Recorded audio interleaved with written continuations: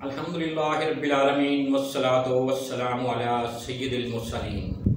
अम्मा बाद फ़अऊज़ु बिल्लाहि मिनश शैतानिर रजीम बिस्मिल्लाहिर रहमानिर रहीम। अस्सलामु अलैकुम नाज़रीन, मैं हूँ हकीम आसिम शहज़ाद। अरसा 25 साल से दुखी इंसानियत की खिदमत में मसरूफ़ हूँ।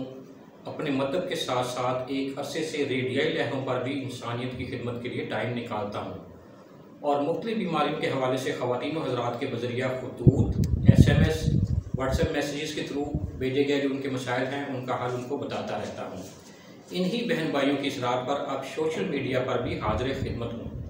अल्हम्दुलिल्लाह, मुझे यकीन है कि मेरी इस छोटी सी मेहनत से हज़ारों नहीं बल्कि लाखों मरीज़ अल्लाह करीम की रहमत से शिफायाब हो सकेंगे। नाज़रीन, आज हम मर्ज़ शुगर यानी ज़ियाबिटिस के बारे में बात करेंगे। ये भी एक बहुत अहम टॉपिक है। ऐसा है कि हर इंसान के खून में शुगर यानी शक्कर की एक ख़ास मिकदार हर वक्त मौजूद रहती है, जो इसकी बका के लिए, इसकी सेहत के लिए, इसकी जिस्मानी कारकर्दगी के लिए बहुत अहम है। अगर खून में शक्कर की मिकदार किसी वजह से एक ख़ास हद से ज़्यादा रहना शुरू कर दे तो इस हालत को मर्ज़ शुगर यानी ज़ियाबिटिस कहते हैं। नाज़रीन, मर्ज़ शुगर की तशख़ीस का वाहिद पैमाना जो है वो खून में शुगर लेवल का चेकअप है, क्योंकि बाज़ औक़ात पेशाब में शुगर ना होने के बावजूद खून में शुगर हो सकती है। खून के मुआयने से मर्ज़ शुगर की तशख़ीस नहायत आसानी से हो सकती है। ग्लूकोमीटर के ज़रिए सिर्फ एक कतरा खून से हम शुगर लेवल चेक कर सकते हैं। नाज़रीन, ज़ियाबिटिस के मरीज़ों में आमतौर पर पेशाब का ज़्यादा आना, भूख का ज़्यादा लगना, प्यास का ज़्यादा लगना, वज़न कम होना और थकन का एहसास अक्सर रहता है। लेकिन कुछ मरीज़ों में ये तमाम अलामत मौजूद नहीं होती, लेकिन फिर भी वो मर्ज़ ज़ियाबिटिस में मुब्तला होते हैं। नाज़रीन, मर्ज़ ज़ियाबिटिस के इलाज में ज़रूरी एहतियात जो करनी होती हैं उनमें सबसे अहम जो होती है वो है मर्ज़ की दुरुस्त तशख़ीस, जो कि पेशाब की बजाय मरीज़ों के खून के नमूने से नहायत आसानी से हो जाती है। अभी कुछ गुफ्तगू जो है वो मर्ज़ शुगर के असबाब के बारे में कर लेते हैं। नाज़रीन, ऐसा है कि शुगर का मर्ज़ मौरूसी भी होता है, यानी अगर ख़ानदान में किसी को पहले से शुगर का मर्ज़ है तो ये आपको भी हो सकता है। ऐसे लोगों का लबलबा मौरूसी तौर पर थोड़ा कमज़ोर होता है और एक ख़ास उम्र में पहुँच जाए तो इनको मर्ज़ शुगर होने का ख़तरा बढ़ जाता है। इसके अलावा मोटे ख़वातीन हज़रात भी मर्ज़ शुगर का शिकार हो जाते हैं। ज़्यादा मीठा खाने और वर्जिश ना करने वाले अफराद भी मर्ज़ शुगर का आसानी से शिकार हो जाते हैं। इसके अलावा खाने में चिकनाई का ज़्यादा इस्तेमाल करने वाले भी इस मर्ज़ का शिकार हो जाते हैं। शराब नोशी भी इस मर्ज़ का सबब बनती है।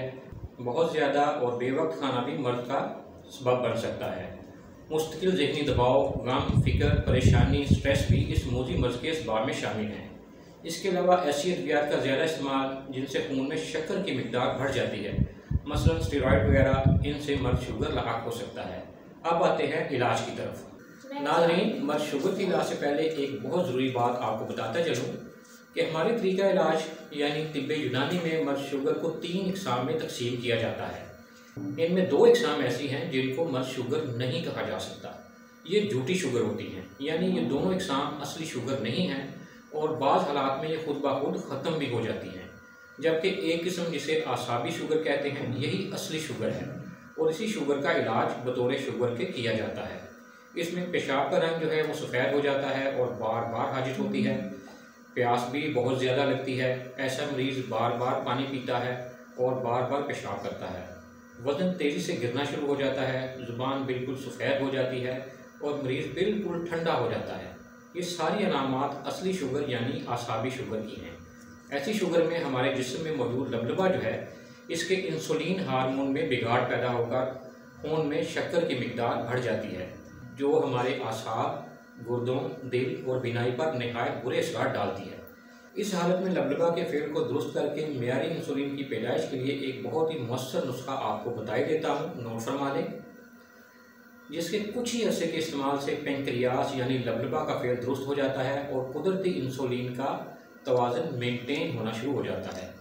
जिस्म के तमाम उज़्व अपना अपना फेल ठीक तरीके से सर अंजाम देना शुरू कर देते हैं। आसाब में नई ज़िंदगी की लहर दौड़ जाती है। सुस्ती, काहली, चिड़चिड़ापन, दर्दें और थकन का एहसास जाता रहता है। कमज़ोर और निढाल जिस्म चाको चौबंद और तबीयत हशाश बशाश हो जाती है। जीने की उमंग तरंग पैदा हो जाती है। गिरी हुई सेहत और गिरा हुआ वज़न फिर से नॉर्मल होकर वक्त से पहले होने वाला बुढ़ापा फिर से जवानी में तब्दील हो जाता है। शुगर की वजह से होने वाली जो न्यूरोपैथी है वो ख़त्म होने लगती है। गैंग्रीन की वजह से बनने वाले ख़तरनाक ज़ख्म जो हैं वो आस्ता आस्ता ठीक हो जाते हैं और शुगर की वजह से होने वाली नज़र की कमज़ोरी ठीक हो जाती है। ऐसे तमाम ख़वातीन और हज़रात जो असाबी यानी हकीकी शुगर का शिकार हैं, मुकम्मल एतमाद के साथ इलाज के लिए नुस्खा नोट फरमा लें। आंवला खुश्क, तुख्म जामन, बड़ी इलायची, छिलका हरीर, ये चारों चीज़ें 50-50 ग्राम लें। इनको बारीक कर लें, पाउडर बना लें और एक एक चम्मच सुबह, दोपहर, शाम पानी के साथ लें।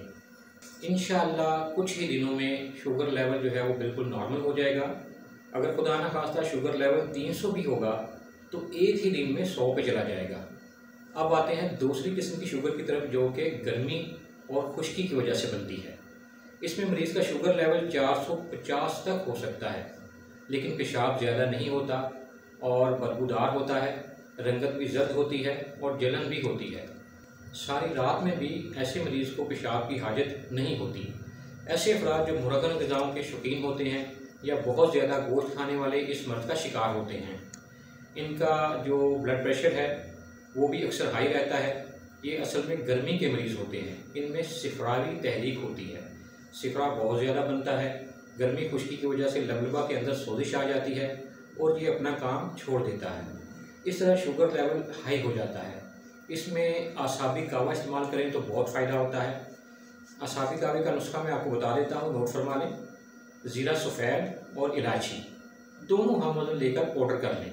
एक छोटे चम्मच पाउडर का आप कावा बना लें और इसमें थोड़ा सा गुड़ डाल लें और इसे सुबह, दोपहर और रात पी लें। 3 दिन के बाद शुगर लेवल बिल्कुल नॉर्मल हो जाएगा। लबलबा की सोजिश जो है ये उतर जाती है। इस तरह हमेशा के लिए इस बढ़ी हुई शुगर का इलाज हो जाता है। लिहाजा ऐसा मरीज़ मुरगन ग़िज़ाओं और कसरत गोश्तखोरी से परहेज़ रखे, सादा खुराक और ठंडी चीज़ों का इस्तेमाल ज़्यादा करें। नाज़रीन, अब बात करते हैं शुगर की तीसरी किस्म के बारे में। ये भी नकली शुगर है। मरीज़ का शुगर लेवल काफ़ी बड़ा होता है, जिस्म अकड़ा हुआ होता है, खुश्की और सर्दी की वजह से लबलबा भी अकड़ जाता है। इसमें पेशाब काफ़ी तेज़ होता है, कंधों में और सर के पिछले हिस्से में दर्द होता है। पेशाब सुर्खी माइल होता है, लेकिन कभी सफ़ेद भी हो सकता है।